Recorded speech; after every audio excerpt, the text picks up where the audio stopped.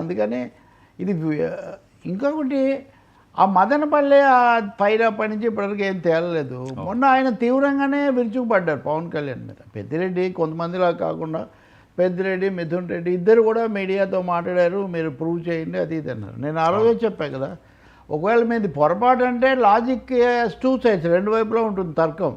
ఆయన చేసింది అబద్ధం, ఆధారాలు లేవు, సర్వే చేయకూడదంటే మీరు న్యాయస్థానాలకు వెళ్ళొచ్చు. ఎన్నో కేసులు చూస్తుంటారు, వెళ్ళలేదు, రాజకీయంగా మాట్లాడుతున్నారు. కానీ అందుకనే ఇంకొంచెం పవన్కు తమ్ముడికి తర్వాత అక్కడ జరిగే దీనికి సపోర్ట్ ఇవ్వడానికి నాగబాబు రంగంలోకి వచ్చారనిపిస్తుంది. బహుశా ఆయన కాన్సన్ట్రేట్ కూడా చేయొచ్చు. చిత్తూరు జిల్లాలో వాళ్ళకి తిరుపతి చాలా ముఖ్యమైనది అనేక కోణాల్లో. చిరంజీవిని గెలిపించింది. ఇంకో ఇంట్రెస్టింగ్ థింగ్ చూడండి, పెద్దిరెడ్డి అడవి దొంగ అంటున్నాడు. అడవి దొంగ ఎవరు? అన్నగారు పరుచూరి గోపాలకృష్ణ ఒకసారి చెప్పాడు, దొంగ, అడవి దొంగ, కొండవీటి దొంగ, 3 దొంగ సినిమాలు ఇచ్చాము చిరంజీవి గారికి, సూపర్ హిట్స్. దొంగ మూవీ కూడా ఉంది. అదే దొంగ, అడవి దొంగ, కొండవీటి దొంగ. ఐ థింక్ రాఘవేంద్రరావు అనుకుంటా. 3 కూడా 3 మంచి హిట్ అయ్యాయి. కాబట్టి అంటే సినిమాలో అది ఆయన హీరో అయితే ఇక్కడికి వచ్చేసరికి వీటన్నిటిని చేస్తున్నారు అని ఆయన చెప్తున్నారు. ఇట్స్ సీరియస్ పొలిటికల్ మీటింగ్ ఇది.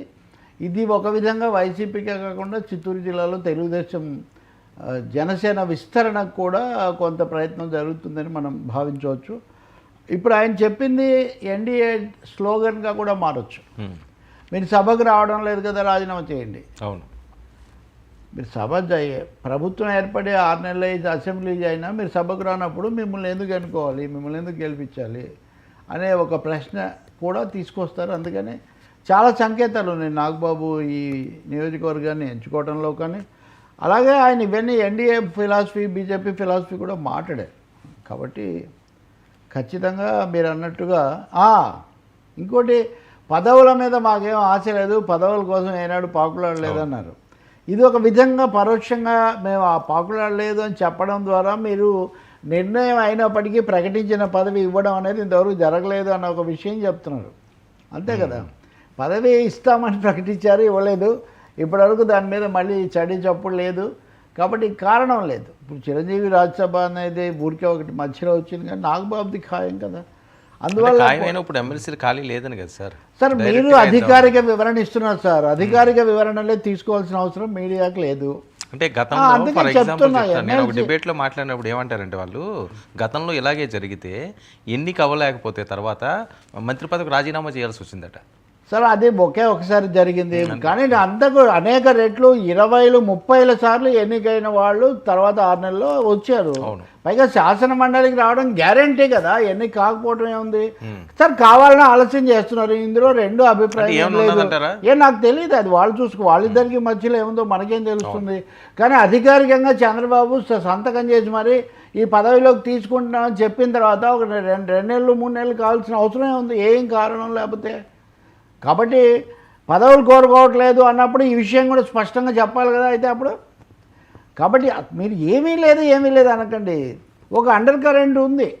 జిల్లాలోకి వెళ్తే, ఇంకో చోటుకి వెళ్తే వీళ్ళు ఉదాహరణకు వైసీపీ నుంచి వచ్చిన వాళ్ళు వీళ్ళు జనసేనలో చేరటం. బాలినేని శ్రీనివాసరెడ్డి నిన్న ప్రకాశం జిల్లా మిత్రులు కొంతమంది కలుస్తున్నారు.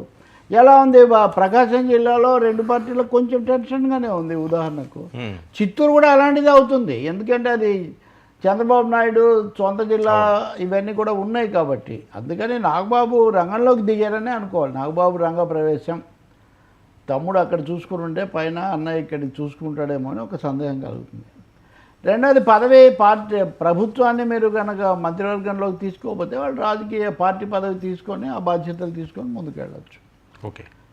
అండ్ అటాక్ చేసే పని రోజువారీగా ఉప ముఖ్యమంత్రి వచ్చి అటాక్ చేస్తే బాగుండదు. కాబట్టి ఆ మాత్రం కాస్త తూకం ఉండాలి. కాబట్టి నాగబాబు జనసేన తరఫున ఇప్పుడు పెద్దిరెడ్డిని సవాల్ చేశారంటే ఇంకోటి చేయడానికి, నాగబాబు చేయడానికి కొంచెం వాళ్ళ పార్టీ దృష్టిలో తేడా వస్తుంది కదా. ఇవన్నీ కారణాలు ఇవి. మేము వేటాడతాం అని వేట మొదలుపెట్టిన మెగా బ్రదరా. రాజకీయ వేట, ప్రత్యర్థుల వేట కూడా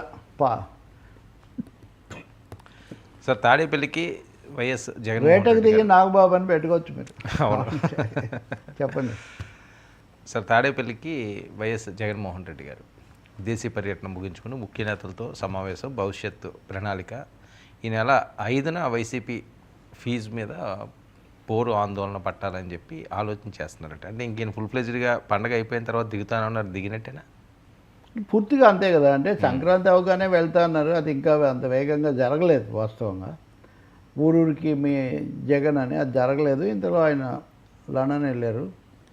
ఈ సమస్యలు పెరిగాయి. వైసీపీలో ఒక ఇది వచ్చింది. పెద్దిరెడ్డి లాంటి ఆయన కూడా ఇప్పుడు ఇవి జరుగుతుంటే కేసులు ఇవన్నీ చాలా మమ్మల్ని వెంటాడుతుంటే మాతో పాటు అధ్యక్షుడు లేదా పార్టీ అధినేత మాజీ ముఖ్యమంత్రి రావట్లేదు అని ఒక అసంతృప్తి అయితే ఆ పార్టీ వాళ్ళలో ఉంది.